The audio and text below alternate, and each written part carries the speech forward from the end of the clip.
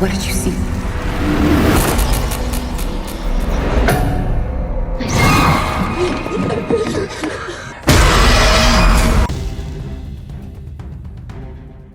In the misty hills of rural Romania, where ancient stones hide secrets that should never see the light, a single scream echoed through the night, and then silence fell like a shroud. Father Elias sat in his small office, a plain room with white walls and a wooden desk. The desk had scratches from years of use. A single cross hung above it, brass and slightly tarnished. He was 52, with gray hair thinning at the temples and eyes that carried a quiet weight. He sipped tea from a chipped white mug, the tea lukewarm now. The letter from the Vatican lay open in front of him.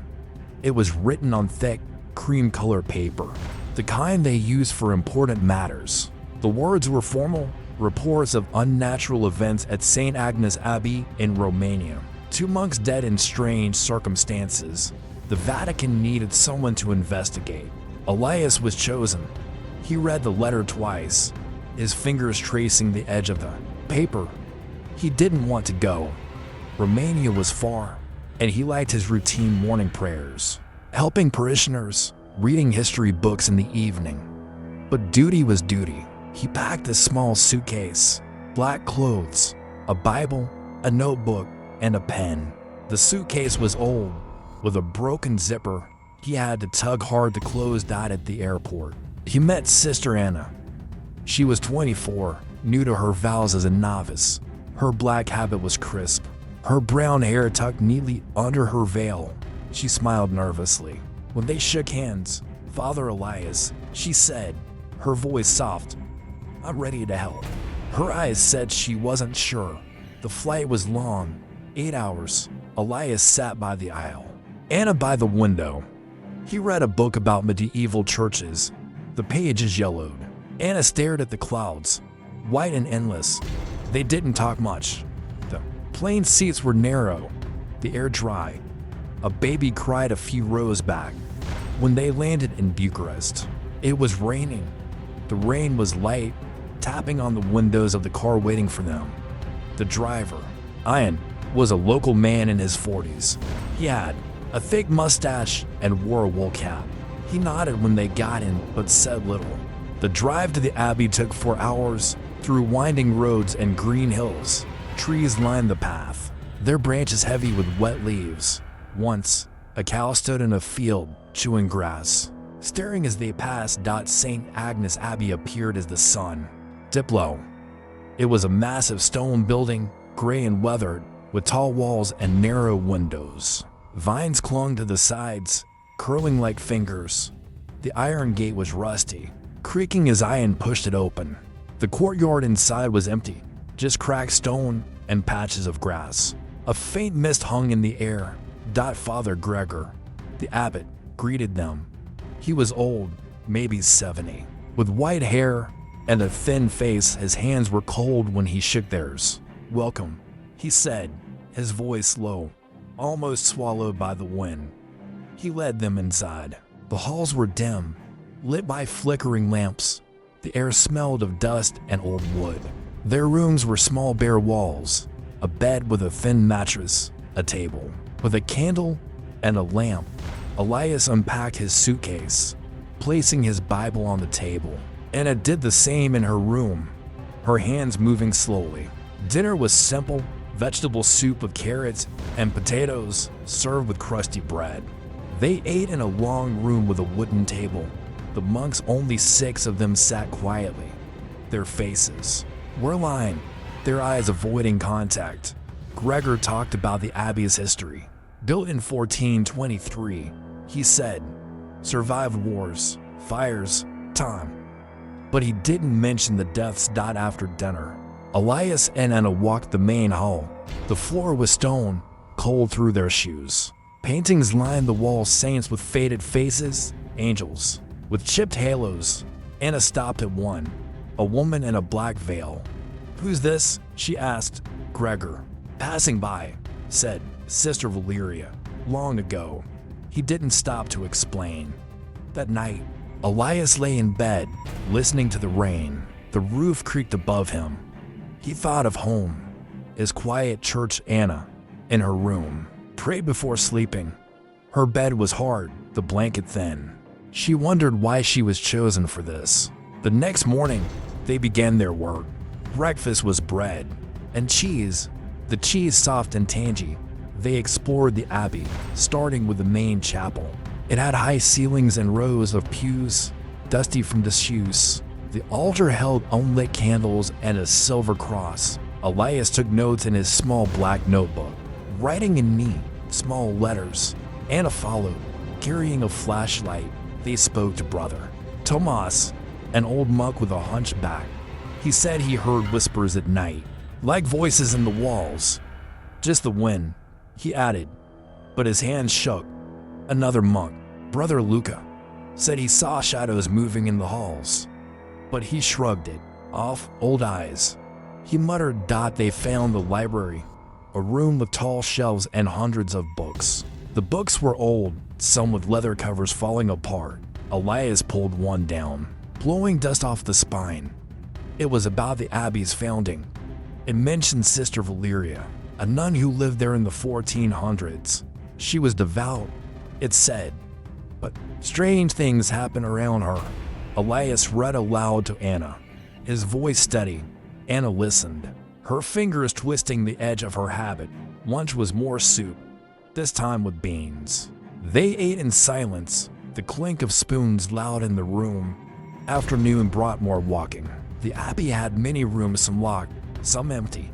They found a staircase leading to a basement, but Gregor said it was just storage, nothing to see. He said, his eyes on the floor. As the sun set, the abbey grew darker. Shadows stretched across the walls. Elias and Anna returned to their rooms. They prayed, ate bread for dinner, and went to bed. The rain continued, a steady drip outside. Nothing happened that night. It was quiet, almost too quiet. The second day at St. Agnes Abbey began early. Elias woke to the sound of rain, still falling, a soft patter on the roof. He washed his face in a basin, the water cold and clear. His reflection in a small mirror showed tired eyes. He dressed in his usual black shirt and pants, the fabric worn but clean. Anna was already up, her habit neat, her hair tucked under her veil. She stood in the hall, holding a rosary, her fingers moving slowly over the beads. Breakfast was in the same long room. Bread again, with butter and a slice of hard cheese. The cheese had a sharp taste. Father Gregor joined them, his white hair messy from sleep. He talked about the garden behind the abbey. We grow carrots, beans, some tomatoes, he said, stirring his tea. The spoon clinked against the cup. Elias nodded, but his mind was on the library. Anna ate quietly, watching the rain through a window. After breakfast, they went to the garden. It was a square plot, surrounded by a low stone wall. The soil was dark, wet from days of rain. Rows of vegetables grew in neat lines. Anna knelt to pull a weed, its roots clinging to the dirt. Elias asked Gregor about the monks who died. Gregor's face tightened. Brother Stefan fell down the stairs. He said, old steps, slippery. Brother Mihai got sick, fever. It happens. He looked at the ground, not meeting Elias's eyes. They returned inside, the air cool and damp. Elias wanted to see the basement Gregor mentioned. They found the staircase in a side hall. Narrow and steep, the steps were stone, worn smooth by centuries of feet. Anna held the flashlight, its beam cutting through the dark. The basement smelled of mold. Old barrels lined one wall, some cracked. Boxes were stacked in a corner, covered in dust. Anna sneezed, the sound loud in the quiet. At the far end was a wooden door, its paint peeling. Gregor had the key, a heavy iron thing. He unlocked it, and the door creaked open. Inside was a small room, empty except for a table and 2 chairs. A cross hung on the wall, upside down. Elias frowned and turned it right when, maybe, he said, though the room had no windows. Anna shivered, her hands in her sleeves. It was just the cold, she told herself. They spent the afternoon in the library. The shelves towered over them, books crammed tight, Elias found a journal. Its cover leather, the pages brittle. It was written by a monk from 1470. He read aloud to Anna. Sister Valeria came to us young. She prayed day and night, but then she changed, spoke of visions, a figure in black watching her. Anna's eyes widened, but she said nothing. Elias wrote in his notebook, the pen scratching softly. Lunch was soup, thick with potatoes and a little meat. The meat was tough, hard to chew. They ate with the monks, who said little.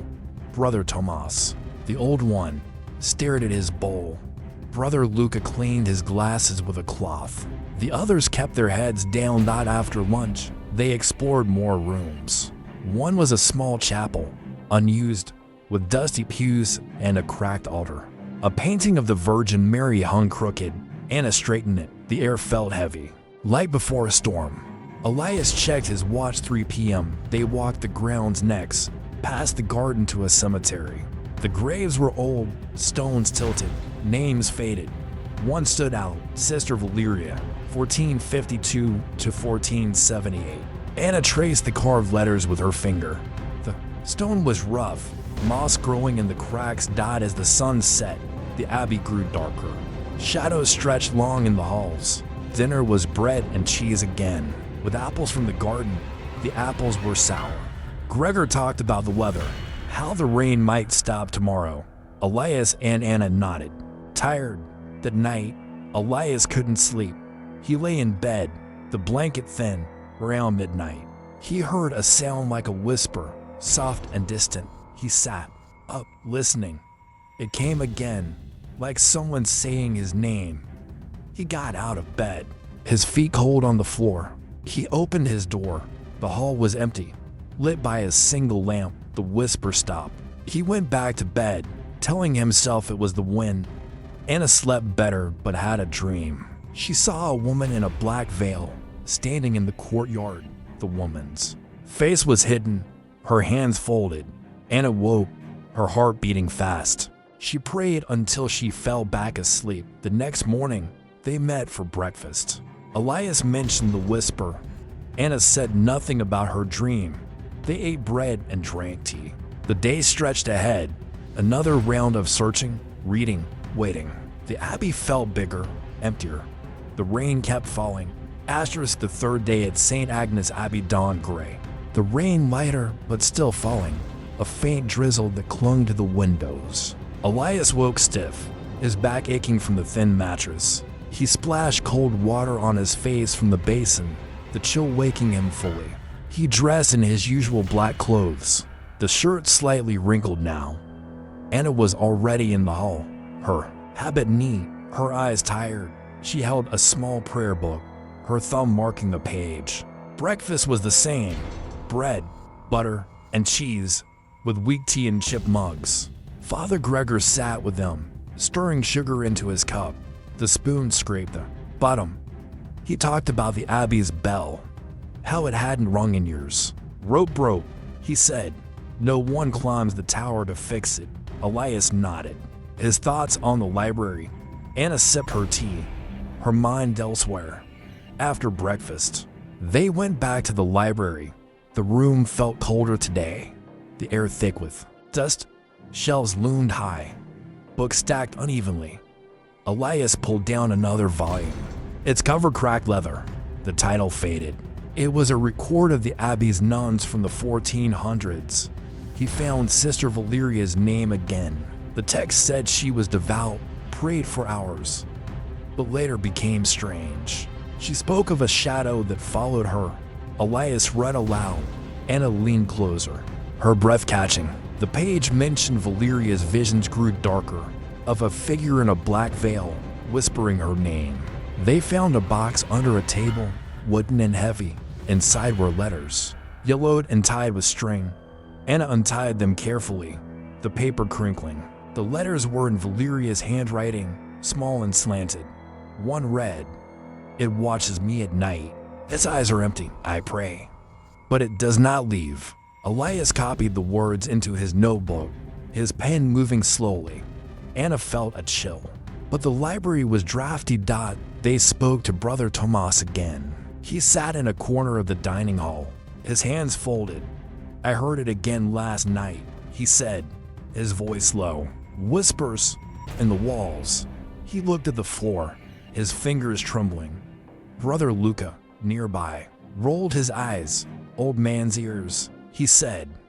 But his glasses fogged when he spoke. The other monks stayed silent, eating their soup. Lunch was more soup, carrots and beans, the broth thin. Elias ate slowly, thinking about Valeria. Anna stared at her bowl, remembering her dream of the veiled woman. She didn't tell Elias. The clink of spoons filled the quiet. In the afternoon, they explored the upper floors. The halls were narrow, the ceilings low. They found a locked door, iron-banded. Gregor brought the key, his hands slow to turn it. Inside was a storage room, filled with old furniture, chairs with broken legs, a table covered in cobwebs. Anna's flashlight caught something, a small painting, half hidden behind a crate. It showed a nun, her face pale, her veil black. "Valeria?" Anna asked. Gregor shrugged. "Maybe old art." As they left the room, Anna felt it a cold spot, like stepping into a freezer. She stopped, her breath visible for a moment. Elias didn't notice, already walking ahead. She hurried to catch up, her heart beating faster. Just the old building, she thought. They went to the cemetery next. The graves were wet, moss-slick. On the stones, Valeria's grave stood out, its carving deeper than the others. Elias knelt, brushing dirt from the dates, 1452 to 1478. "She was young," he said. Anna nodded, her fingers on the silver cross she found under her bed yesterday. She hadn't shown anyone. Dinner was bread and apples, the apples tart and hard.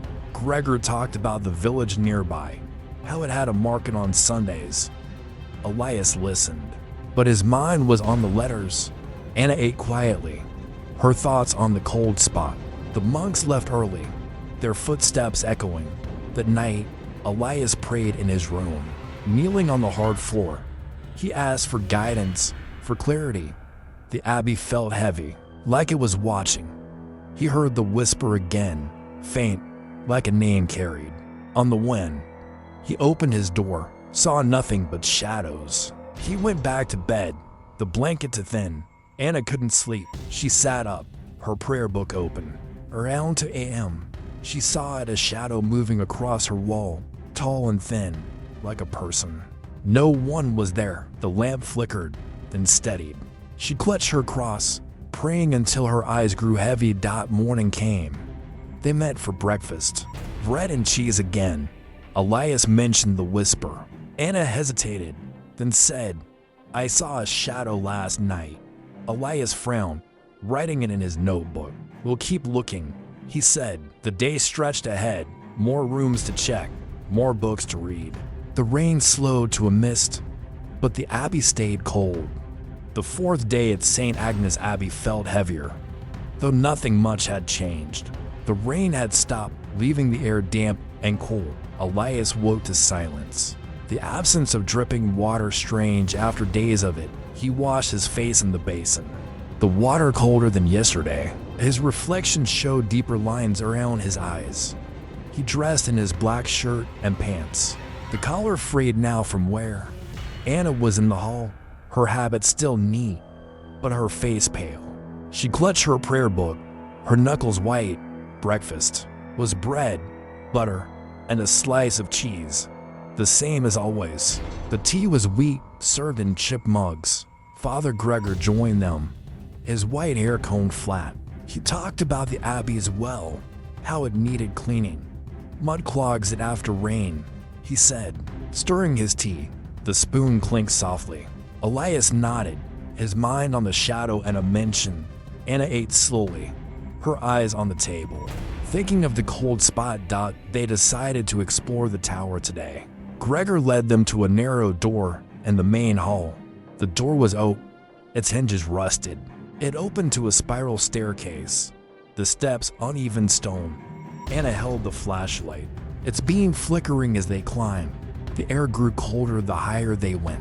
At the top was a small room, circular, with narrow windows. The view showed misty hills, trees barely visible. Dust coated the floor, undisturbed except for their footprints.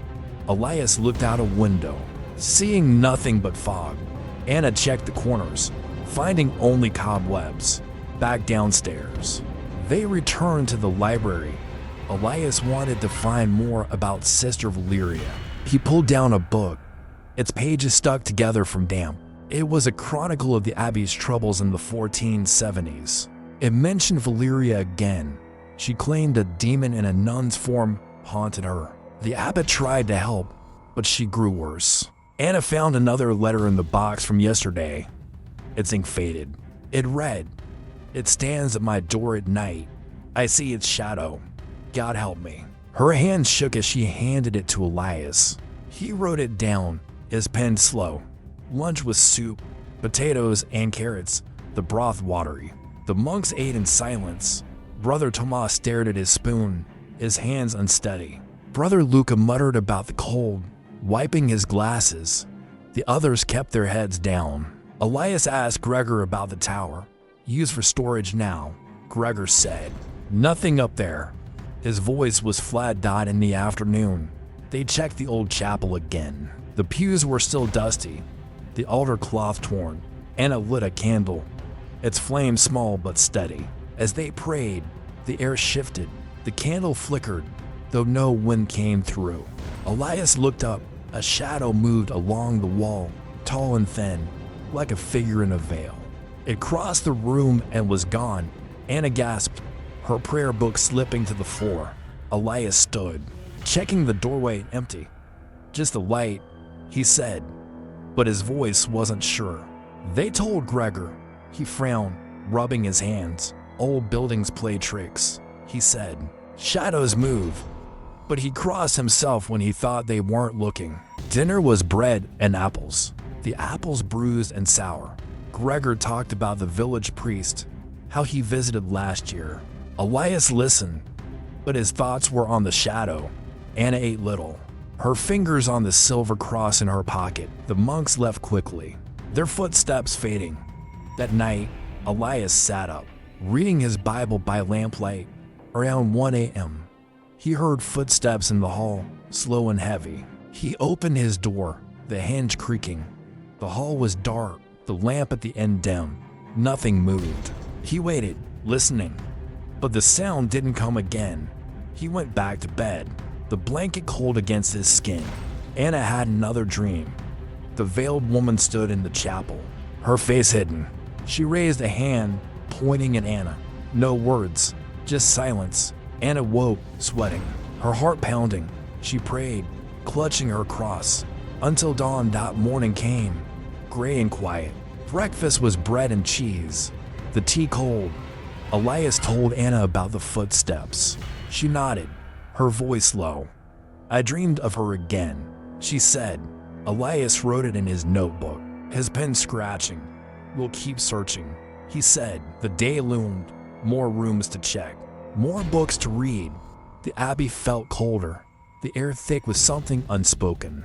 Asterisk, the fifth day at St. Agnes Abbey felt different, though the routine stayed the same. The air was still, no rain, but clouds hung low over the hills. Elias woke with a headache, his neck stiff from the hard pillow. He washed his face, the basin, water icy, and dressed in his black clothes, the shirt now smelling faintly of dust. Anna was already up, her habit pressed, but her eyes were red, like she hadn't slept. She held her silver cross, rubbing it between her fingers. Breakfast was bread, butter, and cheese. The cheese hard and crumbly.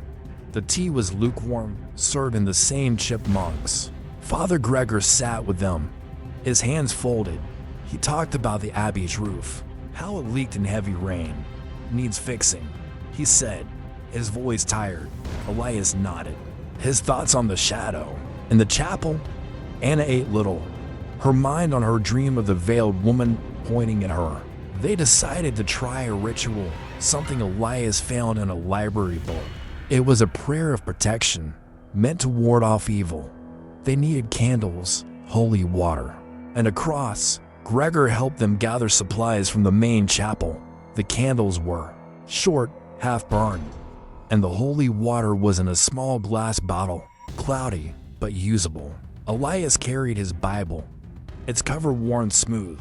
They set up in the old chapel, the one with the torn altar cloth. The pews were dusty, the air heavy. Anna lit the candles, their flames flickering in the dim light. Elias sprinkled holy water on the floor, the drops dark on the stone. The monks gathered at the door, watching. Brother Tomas clutched a rosary, his lips moving silently.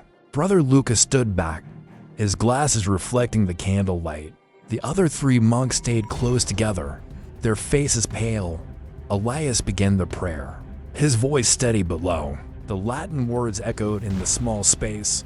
Anna joined in, her voice shaking at first.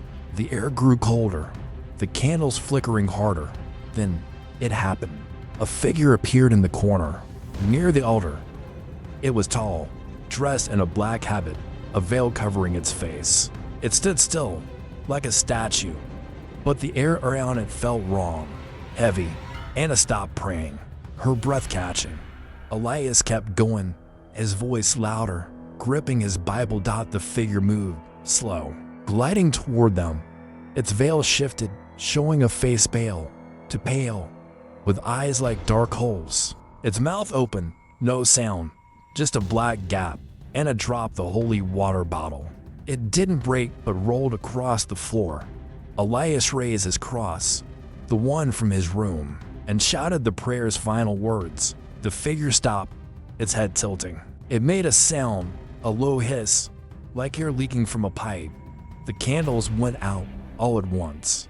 Darkness filled the chapel. Anna fumbled for her flashlight, her hands shaking.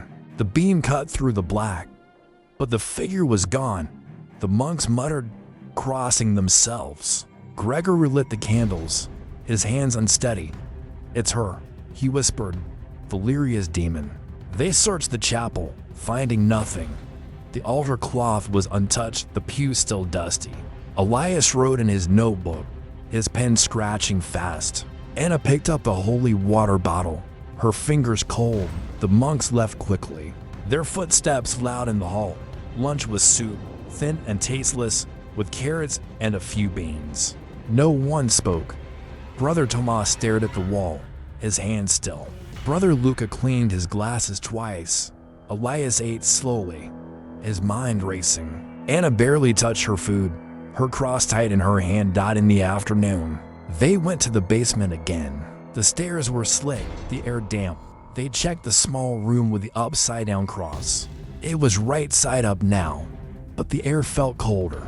Anna's flashlight caught a mark on the wall, scratches, like nails had scraped the stone. Elias touched them, his fingers tracing the lines. "Old," he said, but he wasn't sure. Dinner was bread and apples, the apples soft and sour.